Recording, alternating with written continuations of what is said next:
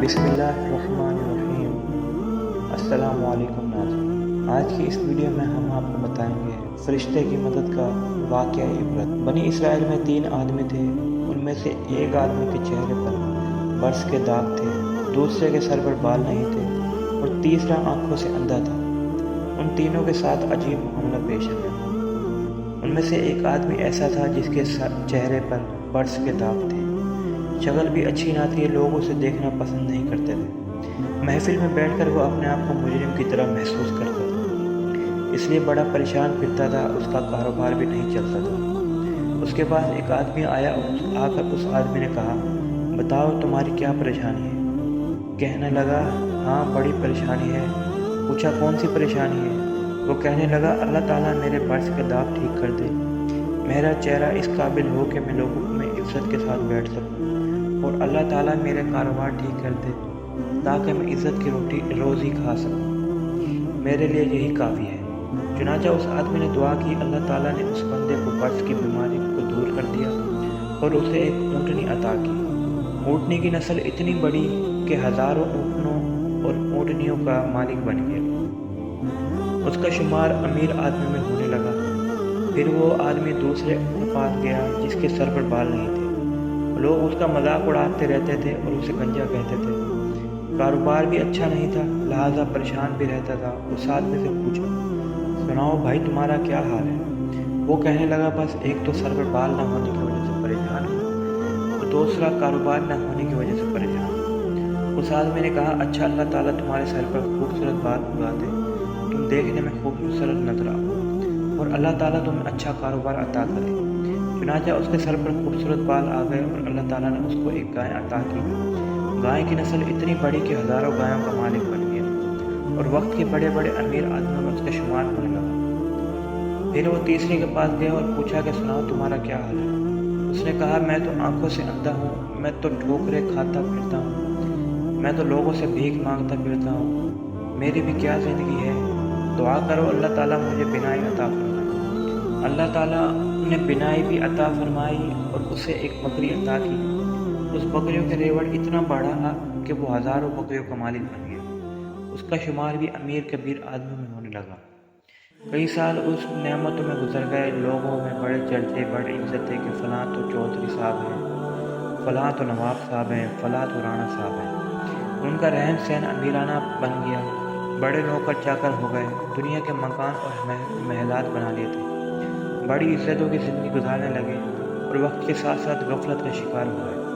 जब काफ़ी अरसा गुजर गया तो वही फरिश्ता पहले के पास आया और कहने लगा, मैं मोहताज हूँ, मैं गरीब हूँ, मैं आपके पास आया हूँ।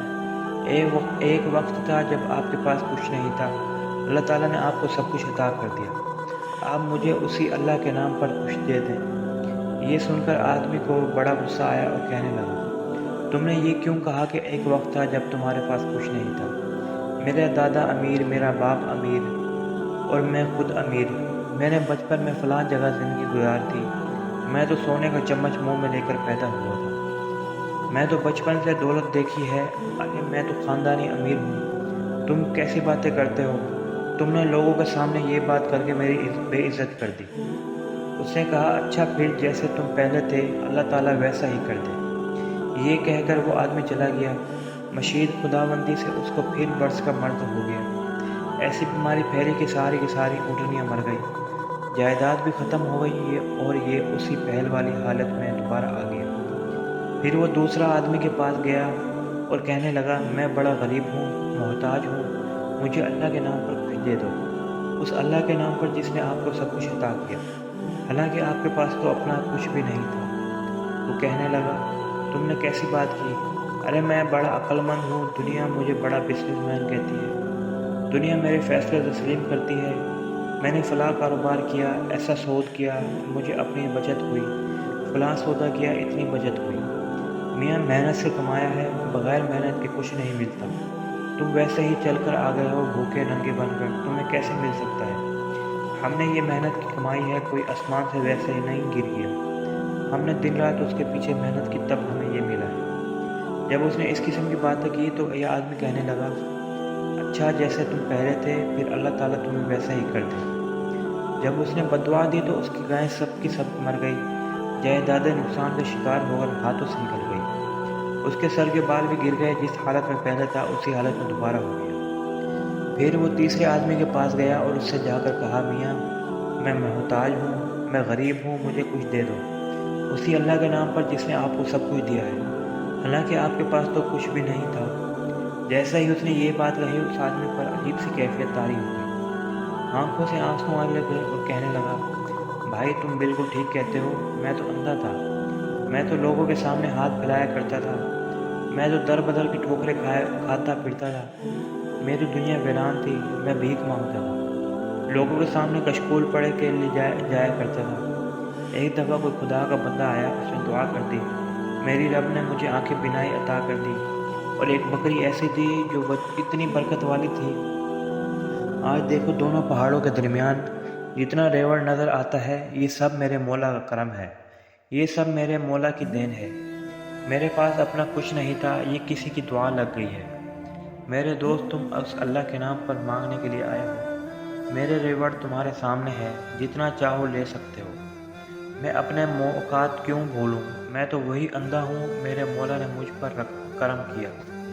اس اجنبی نے کہا، تمہیں مبارک ہو، میں تو اللہ کا فرشتہ ہوں، اللہ تعالیٰ نے مجھے 3 بندوں کے پاس امتحان کے لیے بھیجا تھا، 2 بندے اپنی اوقات کو بھول گئے اور ان میں سے پروردگار نے نعمتوں کو واپس لے لیا، مگر تم نے اپنی اوقات کو یاد رکھا، جا اللہ تیری عزت میں مال میں اضافہ فرما دے۔